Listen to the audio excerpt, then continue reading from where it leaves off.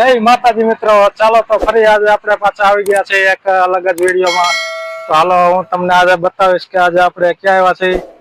તો આજે આપણે આવી ગયા છે ગુરુકુળ. આજે સ્વામિનારાયણ સંપ્રદાયની એક જે ફેમસ જગ્યા છે સુરતમાં. તો આજે આપણે ત્યાં આવી ગયા છીએ. તો હાલો અંદર જઈને હું તમને બતાવું કે અંદર કઈ રીતનું છે, અંદર શું શું છે અંદર, એ બધું તમને બતાવું. તો વિડીયોમાં છેલ્લે સુધી બન્યા રહેજો, જેથી કરીને તમને પણ જોવાની મજા આવે, અમને પણ મજા આવે. તો ચાલો તમને બતાવું, હે ને.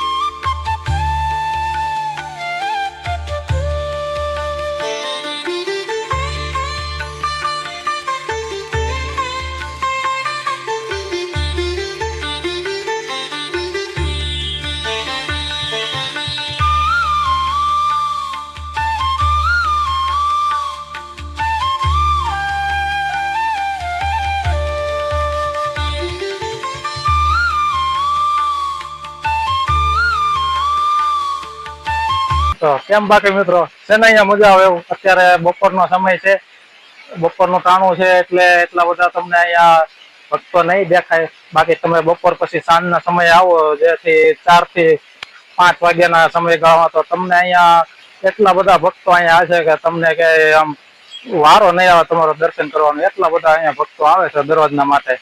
તો અહીંયા સ્કૂલના નાના બાળકો આવે છે, જે પ્રવાસમાં આવતા હોય એ પણ બધા અહીંયા આવે છે. તો તમે પણ ગમે ત્યારે સુરતમાં આવો તો ગુરુકુળના દર્શન કરવાનું ભૂલતા નહીં. અહીંયા બહુ મજા આવે એવું છે. અને જે સ્વામિનારાયણ સંપ્રદાય જે બનાવે છે ગુરુકુળ, એને આ મોટામાં મોટી ગુરુકુળ અહીંયા સુરતમાં આવેલી છે આપણે. તો એના માટે દર્શન કરવાનું તમે ભૂલતા નહીં, ને અવશ્યથી અહીંયા લાભ લેજો, બધા પધારજો. ને ચાલો આપણે વિડીયોમાં આગળ બન્યા રહેજો, તે કરીને હું તમને છેલ્લે સુધી બધું બતાવું. જો આ તમને જે હનુમાન દાદા દેખાઈ રહ્યા છે, એ છે આપણે મંદિરની ઉપર મોટા મોટા.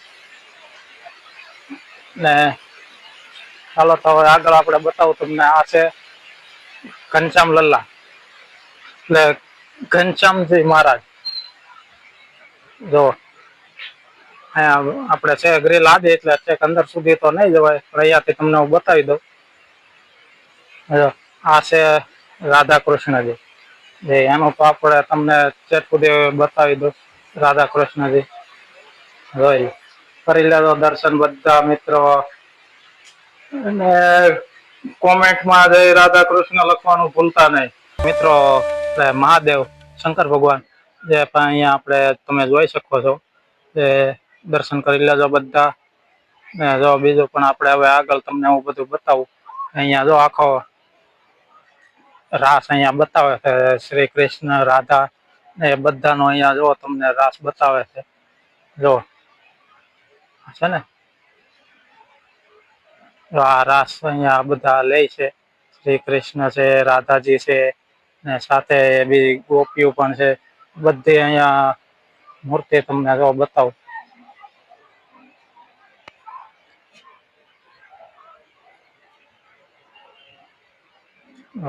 છે ને, મજા આવે એવું. અને અહીંયાથી તમને આ બધા જે મેન બિલ્ડિંગ આ બધા બતાવી છે, એ છે આપણે જે અહીંયા બાળકો ગુરુકુળમાં ભણવા આવે એ છે.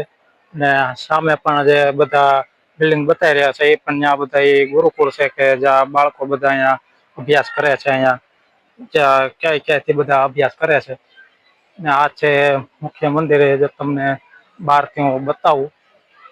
આ છે નીલકંઠ હવેલી. જો અહીંયા અંદર આગળ તમને આ નીલકંઠ હવેલી બતાવી છે, ત્યાં અંદર જઈને આગળ હું તમને દર્શન કરાવું. જો તો અંદર તમે આવો તો જો આ રીતના તમને અહીંયા દર્શન થાય બધા. તો જરૂરથી જરૂર અહીંયા દર્શન કરવા આવજો.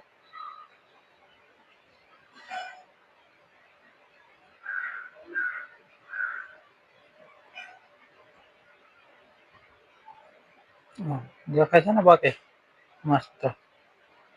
હા, તો આ રીતનું છે અહીંયા અંદર બધી. તો તમે જોઈ લેજો.